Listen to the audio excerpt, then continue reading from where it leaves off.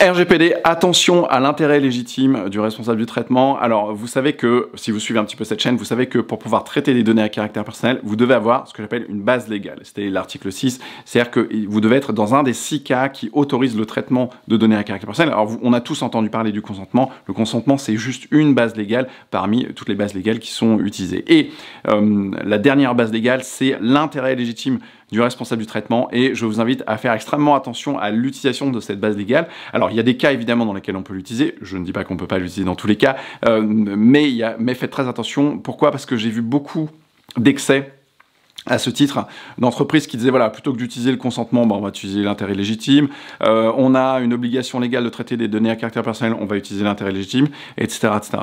Et donc ça, c'est assez risqué. Il faut vraiment vous assurer que la bonne base légale soit utilisée dans le bon cas. Par exemple, si c'est une obligation légale de traiter des données à caractère personnel, eh bien vous devez traiter ces données, vous en avez l'obligation. Donc c'est pas juste une faculté. Si dans certains cas, par exemple en matière de facturation, vous avez l'obligation de traiter des données à caractère personnel pendant un certain nombre d'années, y compris jusqu'à par exemple l'acquisition de la prescription commerciale. S'il y a un doute, s'il y a des discussions, s'il y a un contentieux entre un client et une entreprise par exemple, et donc à ce titre-là, vous êtes tenu de traiter de procéder au traitement des données à caractère personnel qui peuvent être liées par exemple à la facturation.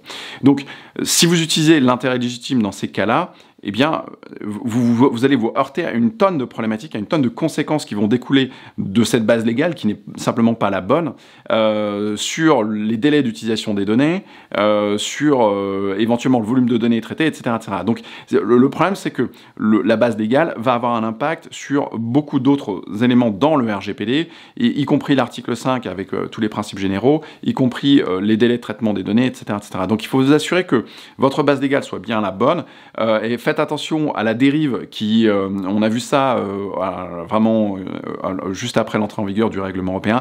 On a vu beaucoup d'entreprises dire, voilà, on va utiliser l'intérêt légitime partout, ça sera beaucoup plus simple. Non, c'est absolument pas une bonne idée. Au contraire, ça peut créer des risques qui sont substantiels, et donc faites un petit peu attention à ça. Par contre, si vous avez des cas d'utilisation qui sont manifestement cohérents, eh bien évidemment, vous pouvez utiliser cette base légale. C'est une base légale qui a été prévue pour ça. Je vous donne un exemple. La vidéosurveillance, la CNIL estime qu'on peut utiliser l'intérêt légitime du responsable du traitement pour la vidéosurveillance. C'est une possibilité. On pourrait également questionner cette approche et dire que utiliser une obligation légale, par exemple le fait de devoir assurer la sécurité des données à caractère personnel, pourrait être également une base légale tout à fait valable. Voilà, donc des fois il y a des questions qui se posent quant à la base légale à utiliser, et puis il y a des choix qui sont à faire, un arbitrage à faire à un moment donné ou à un autre. Il faut choisir, et puis il faut avancer de ce côté-là. C'est pas vraiment ça qui va générer une sanction au titre du RGPD. Si vous avez une petite discussion, s'il y a 2 bases légales possibles et que vous en avez choisi une à la place d'une autre, c'est pas ce qui va générer des millions d'euros d'amende.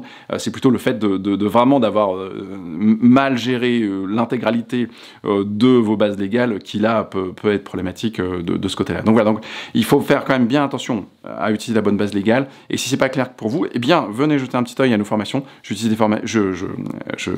fais des formations de 2 jours régulièrement sur la protection des données à caractère personnel et le RGPD, de sorte de vous transmettre les process de conformité pour que vous puissiez mettre ça en place correctement dans votre organisation. Il y a toute une série de process à mettre en œuvre, il y a des checklists, c'est pas très compliqué, mais il faut quand même passer 2 petites journées à se former, histoire de bien comprendre l'ensemble des enjeux et de pouvoir les maîtriser en pratique sur le terrain ensuite. Donc voilà, si vous n'êtes pas déjà abonné, abonnez-vous à la chaîne, puis je vous mets le lien ci-dessous sur la formation pour que vous puissiez aller jeter un petit œil là-dessus. Voilà, j'espère vous retrouver à bientôt. Ciao, ciao!